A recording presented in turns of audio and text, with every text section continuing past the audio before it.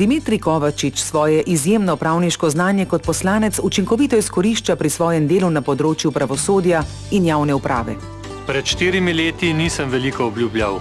Med drugim pa sem zagotovil, da bomo v primeru zmage na volitvah pocenili notarske storitve, ljudem omogočili prijaznejši in cenejši dostop do storitev državne uprave in hkrati odpravili mnoge od tedaj prisotnih birokratskih ovir.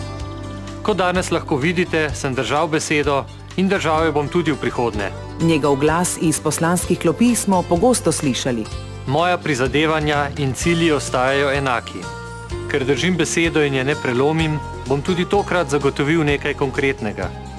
Brezplačni brezžični dostop do interneta, brezplačno možnost 24-urnega elektronskega vpogleda v zemljiško knjigo in sodni register in usklajevanje pokojnin z rastjo plač.